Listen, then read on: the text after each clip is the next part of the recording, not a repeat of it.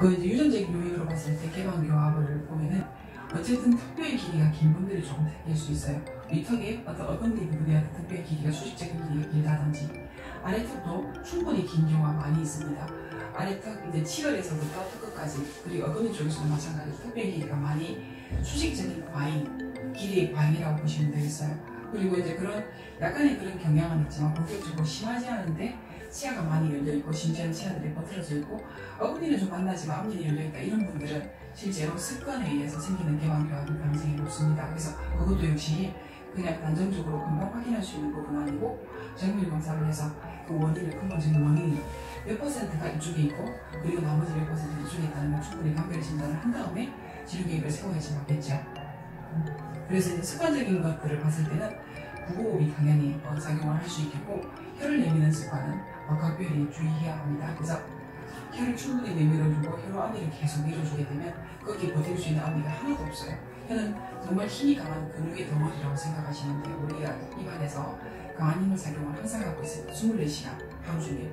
그래서 혀를 충분히 내밀어주고 앞니 덜 밀었을 때는 어떤 개방교합도 생길 수 있을 정도예요. 그래서 그렇다면 이 습관을 반드시 고쳐야 되겠죠. 개방교합의 치료에 있어서는 여러 가지 세부적인 단계, 치료의 스텝이 있겠지만 그것도 대략적으로 두 개로 뭉뚱그려서 설명을 드리자면 두 가지로 설명을 드릴 수 있겠어요. 한 가지는 열려있는 앞니를 만나게 한다. 앞니를 움직이는 거겠죠. 두 번째로는 앞니는 그대로 두고 어금니를 움직인다. 어떻게 움직여야지 개방교합이 닫히겠습니까? 어금니가 지금 위치보다 더 정출되어 있기 때문에 더 함입된다. 어금니의 길이가 짧아진다. 뼛속으로 가까워진다 라고 생각하시면 되겠어요. 그래서 이게 어금니 정출이 심할 때도 충분히 개방교합이 생길 수 있어요. 이것도 또 어금니가 정출되는 원인도 여러 가지가 있을 수 있겠죠, 그죠? 그래서 이 원인을 먼저 분석을 해야 됩니다. 역시 정밀 진단을 통해서 이게 앞니의 문제인지, 그리고 어금니의 문제인지, 골격적인 문제인지, 치아의 문제인지를 판단을 한 다음에 치료해야 됩니다. 그리고 우리가 일반적으로 봤을 때 어금니는 모르겠고 앞니가 열려있으니까 앞니를 닫자, 이렇게 치료하는 건 매우 위험하다는 뜻이 되겠죠. 그러면 어금니의 앞니의 어떤 그런 길이, 위치는 크게 문제가 없는데 얘를 더 정출시켜서 더 맹출을 되게 해서 억지로 만나게 한다면 이게 결과적으로는 오픈마이트, 개방교합은 없어지겠지만 정상적인 교합을 이루는데 더 어려움을 가져올 수 있고 심리적으로도 매우 문제가 될 수 있어요. 인공 건강에도 좋지 않습니다. 그래서 이런 부분들이 각별 진단을 하고 치료를 해야 되고, 대부분의 경우는 앞니가 많이 열려있다. 이거는 각도를 보면 알 수 있겠죠. 앞니가 예를 들어서 앞으로 좀 뻗어진 느낌이 있는데 개방교합이 있다. 그러면 얘를 움직여야 될 가능성이 조금 있어요. 그렇지만 얘가 심하게 뻗어진 느낌은 없고 그냥 정상적인 각도다. 심지어는 직립되어 있다. 그러면은 앞니는 건드리지 않고, 최대한 건드리지 않고 그 위치를 보존을 해야 됩니다. 그 대신에 어금니의 위치와 그대로 충분히 바꿔줘야 되고, 그러면 치료의 난이도가 훨씬 어려워지겠죠. 이제 제가 대표적으로 저희 병원에서 치료한 케이스 중에서 매우 심하다, 누가 봐도 입이 떡 벌어질 정도로 개방교합이 심하다, 이런 분들이 몇 분 계세요. 그 중에서 한 분은 남자분인데 이분은 치아의 종성이 매우 심합니다.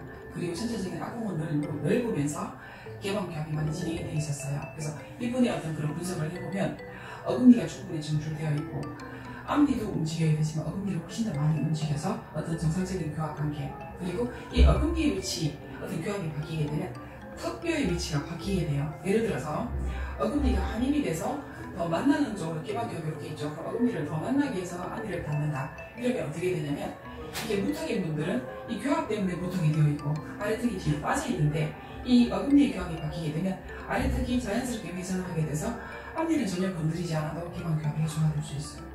그래서 이런 분들은 역시 감별 진단을 잘 해서 치료 계획을 세워서 적절한 케이스에 이렇게 적용을 했을 때는 부작용도 없으면서 문제점을 충분히 해결하고 수술을 한 것처럼 턱뼈가 길어지는 그런 효과, 외모적으로 턱뼈 길이는 그대로 있겠죠. 그렇지만 턱뼈 위치가 뒤로 회전되어 있어서 이렇게 어금니만 닿고 있고 앞에가 떨어져 있다, 이런 기반교합일 때는 충분히 치료를 잘하게 되면 턱뼈가 자연스럽게 다칠 수 있는 그런 기회를 얻을 수 있어서 교합은 당연히 좋아지고 외모적으로도 후턱 부분이 되게 길어진 것 같은 그런 효과를 볼 수 있는데 이 남자분이 그런 치료를 받았습니다.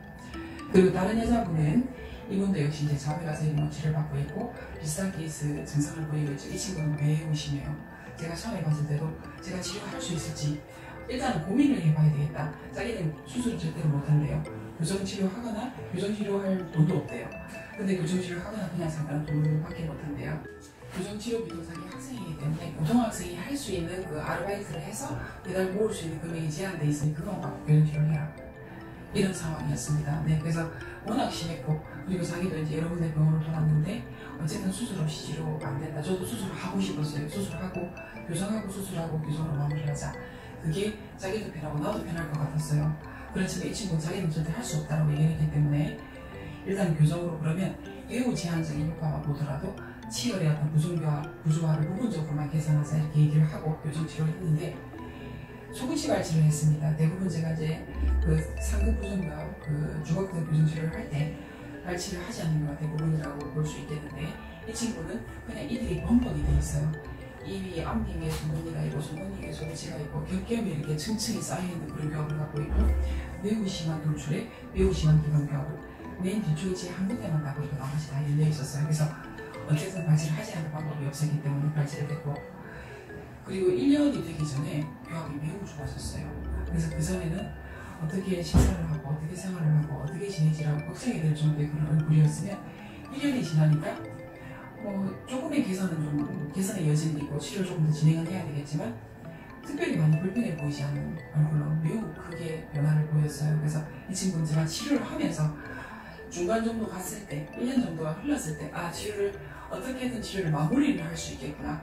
치료를 하다가 다시 수술을 하라고 보내진 않아도 되겠구나라고 생각을 하게 된 그런 친구입니다. 그리고 치료도 잘 받고 또 본인이 워낙 이제 독립정신이 강해서 본인 스스로 치료비까지 다 해결을 하고 고생을 되게 많이 했어요. 그렇지만 고무줄을 껴야 될 때 집이 매우 먼데도 불구하고 이제 내원 관계나 이런 부분도 별로 어기지 않았고 매우 성실하고 착한 친구라서 제가 좋은 이미지를 갖고 있어요. 그리고 동생도 치료하고 있는데 그건 이제 마무리 단계입니다.